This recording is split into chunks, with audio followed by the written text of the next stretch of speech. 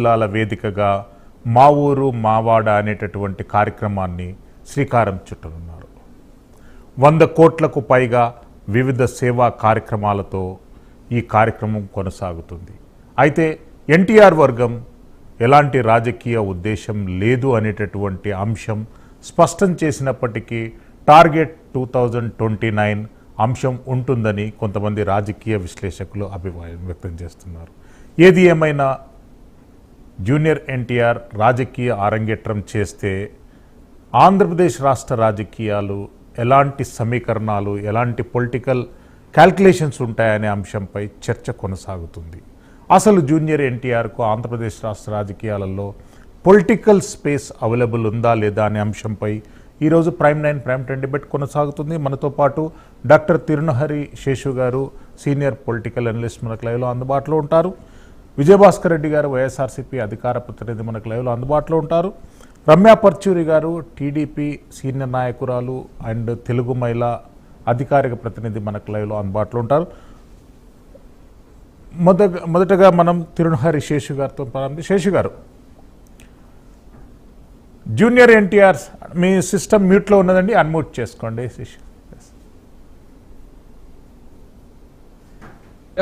Yes Seshu గారు, yes Seshu గారు, junior NTR అంటనంటే Andhra Telangana రాష్ట్ర రాజకీయాలకు కొత్త పరిచయం అవసరం లేనటువంటి వ్యక్తి. రాజకీయంగా కానీ 2009లో తెలుగుదేశం పార్టీకి మద్దతుగా ఎంతో ప్రచారం చేసినటువంటి వ్యక్తి. కొత్తగా రాజకీయ ఎంట్రీ చేయబోతున్నారనేటటువంటి ఊహాగానాలు కొనసాగుతున్నాయి. అసలు ఎలాంటి రాజకీయ సమీకరణలు ఉండబోతున్నాయి? శ్రీశైలం గారు, అందరికీ నమస్కారం. టాలీవుడ్ లో ఒక పాపులర్ స్టార్ జూనియర్ ఎన్టీఆర్ వారసత్వంగా ఓ పెద్ద కుటుంబం నుంచి సినిమా నేపథ్యం నుండి వచ్చినటువంటి వ్యక్తి. ఆ కుటుంబానికి సినిమా నేపథ్యమే కాదు, రాజకీయ వారసత్వం కూడా ఉన్నది. ప్రస్తుతం ఎన్టీఆర్ పెట్టినటువంటి తెలుగుదేశం పార్టీ ఆంధ్రప్రదేశ్లో అధికారంలో ఉన్నది. తెలుగు రాష్ట్రాల్లో ఒక బలమైనటువంటి తెలుగుదేశం పార్టీ.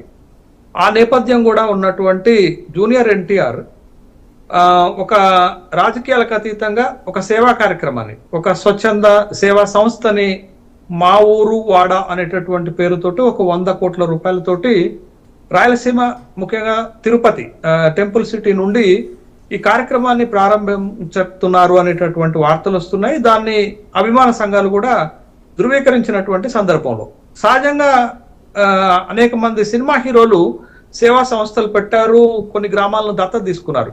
కానీ అప్పుడు రానటువంటి ఊహాగానాలు ఎన్టీఆర్ విషయంలో వస్తాయి. ఎందుకంటే ఒక రాజకీయ నేపథ్యం ఉన్నటువంటి సందర్భం కాబట్టి బహుశా ఎన్టీఆర్ రాజకీయ నేపథ్యం తోటి 2029 నాటికి రాజకీయాల్లోకి వస్తారా అనేటటువంటి ఒక అభిప్రాయం అయితే పొలిటికల్ సర్కిల్స్ లో వినపడుతున్నటువంటి మాట. దీనికి ఉన్నటువంటి నేపథ్యం ఏంటంటే సౌత్ ఇండియాలో సహజంగా రాజకీయాలపైన సినిమా వాళ్ళ ప్రభావం చాలా పెద్ద ఎత్తున ఉంటుంది. దీంట్లో ముందు వరుసలో తమిళనాడు ఉంటే, రెండో వరుసలో మన ఉమ్మడి ఆంధ్రప్రదేశ్ ఉంటుంది, ఆ మూడో వరుసకు వచ్చరికి కర్ణాటక, నాలుగోది కేరళ. ప్రతి రాష్ట్రంలో కూడా సినిమా రంగ ప్రభావం రాజకీయాలపైన స్పష్టంగా మనకి కనపడుతుంది.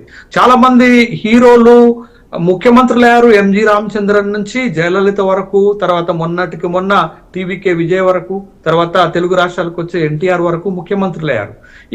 ఈ సందర్భంలో ఏంటి అని అంటే, ఇప్పుడు గతంలో ముఖ్యమంత్రులు అయినటువంటి వాళ్ళు కానీ, మొన్న టీవీకేకి సంబంధించినటువంటి విజయ్ ముఖ్యమంత్రి కావటానికి ముందు కానీ, చిరంజీవి గారు కూడా రాజకీయాల్లోకి వచ్చి ప్రజారాజ్యం పెట్టడానికి ముందు కానీ వాళ్ళు ఇలాంటి సేవా కార్యక్రమాలను ప్రారంభించారు. చిరంజీవి గారు అయితే బ్లడ్ బ్యాంక్ ని, ఐ బ్యాంక్ ని స్థాపించినటువంటి సందర్భం. దాంతో ప్రజా జీవితంలోకి వచ్చి స్వచ్ఛంద సేవా సంస్థ నుంచి, స్వచ్ఛందమైనటువంటి కార్యక్రమాల నుంచి రాజకీయాల్లోకి.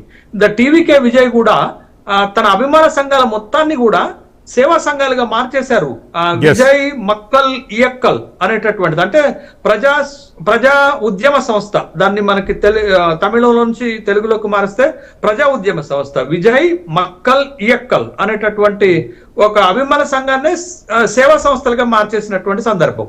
బట్ ఆ నేపథ్యంలోనే ఇప్పుడు వస్తున్నటువంటి ఈ ఎన్టీఆర్ స్వచ్ఛంద సేవా సంస్థ కూడా రాజకీయాల్లోకి వస్తుందా రాదా అనేటటువంటి ఒక ఊహాగానాలు. ఆ పరిణామ క్రమంలోనే దీన్ని కూడా మనం ఒక ఎగ్జాంపుల్ గా తీసుకుంటే ఆ విధమైనటువంటి ఒక అభిప్రాయం కలుగుతుంది. ఇది ఒక అంశం అయితే, రెండో అంశం ఏంటంటే ఎన్టీఆర్ కి జూనియర్ ఎన్టీఆర్ కి వచ్చేసరికి గతంలో ఎప్పుడు రాజకీయాల్లో లేకపోతే ఇంత పెద్ద ఊహాగానాలు రావు. కానీ మీరన్నట్టు ఇందాక మీ ఇంట్రోలో మాట చెప్పారు, 2009లో తెలుగుదేశం పార్టీకి ఒక ప్రధానమైనటువంటి ప్రచారకర్తగా పనిచేశారు. అనేక నియోజకవర్గాల్లో ప్రచారం చేశారు. ప్రచారము చివరి దశలో ఉన్నప్పుడు యాక్సిడెంట్ అయినటువంటి సందర్భం, ఈవెన్ అట్ హాస్పిటల్ బెడ్ పైన పడుకొని కూడా తెలుగుదేశం పార్టీకి ఓటు వేయమని పిలిపించినటువంటి నేపథ్యాన్ని, సందర్భాన్ని మనం చూసాం. కాబట్టి తర్వాత జరిగినటువంటి పరిణామ క్రమాల్లో తాను కొంత రాజకీయంగా సైలెంట్ అయి కెరీర్ పైన దృష్టి పెట్టి సినిమాలకే ప్రాధాన్యత ఇచ్చిన సందర్భం ఉన్నప్పటికీ కూడా అప్పుడప్పుడు కొన్ని సందర్భాలలో తన ఫ్రెండ్స్ కోసము టికెట్స్ అడిగిన సందర్భము, తన ఫ్రెండ్స్ నిలబడిన నియోజకవర్గాల్లో ఫ్యాన్స్ కి అప్పీల్ చేసినటువంటి సందర్భాలు మనం చూసాం. అయితే ఇంకొక మూడో పరిణామం ఏంటి అనంటే, తెలుగుదేశం పార్టీలో జరుగుతున్నటువంటి కీలక పరిణామాలు ఎన్టీఆర్ ని రాజకీయాల వైపుకు తీసుకొచ్చేటటువంటి ప్రయత్నంలో మొదటి మెట్ట అనేటటువంటి అభిప్రాయం కూడా కలుగుతుంది. ఎందుకనంటే ఇప్పుడు తెలుగుదేశంలో జరుగుతున్నటువంటి పరిణామాలు ఏంటి అనంటే రాజకీయ వారసత్వం. ఒకనాడు ఎన్టీఆర్ నుండి వారసత్వంగా ఎవరికి వస్తుంది అనేటటువంటి క్రమంలో చంద్రబాబు నాయుడుకి వచ్చింది. ఇప్పుడు చంద్రబాబు నాయుడు నుంచి తెలుగుదేశంలో రాజకీయ వారసత్వము లోకేష్ అనేటటువంటి ఒక ప్రొజెక్షన్ కన్ఫర్మ్ అయిన తర్వాత తెలుగుదేశంలో మళ్ళీ రాజకీయ ప్రయోజనము లేకపోతే రాజకీయ వారసత్వము తనకు దొరకదు. కాబట్టి ఒక కొత్త ప్లాట్ఫామ్ ను ఏర్పాటు చేసుకుని ఆ సేవా సంస్థల ద్వారా తన రాజకీయ భవిష్యత్తులోకి వస్తారా అనేది ఒకటైతే, సహజంగా ఒక్క మాట చెప్పి నేను ముగించేస్తాను. సహజంగా తమ కెరీర్ పీక్ లో ఉన్నప్పుడు ఏ యాక్టర్ కూడా రాజకీయాల్లోకి వచ్చినటువంటి సందర్భాలను మనం చూడము.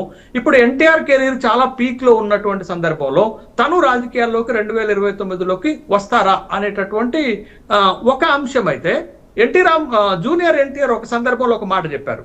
ఏం చెప్పారంటే, మీ తాతగారు పెట్టినటువంటి పార్టీ నుండి మీరు తప్పుకుంటారా లేకపోతే వేరే పార్టీకి మద్దతు ఇస్తారంటే, ఎన్టీఆర్ డైలాగ్స్ బాగా చెప్తారు కదా, జూనియర్ ఎన్టీఆర్ కూడా ఏం చెప్పారంటే, నా కట్టె కాలే వరకు మా తాతగారు పెట్టినటువంటి పార్టీలోనే ఉంటాననేటటువంటి ఒక డైలాగ్ గతంలో చెప్పిన సందర్భం ఉంది. మరి దానికి కట్టుబడి ఉంటారా లేకపోతే రాజకీయ వారసత్వం? మనం ఒకసారి దాని మీద పునర్సమీక్షిద్దాం.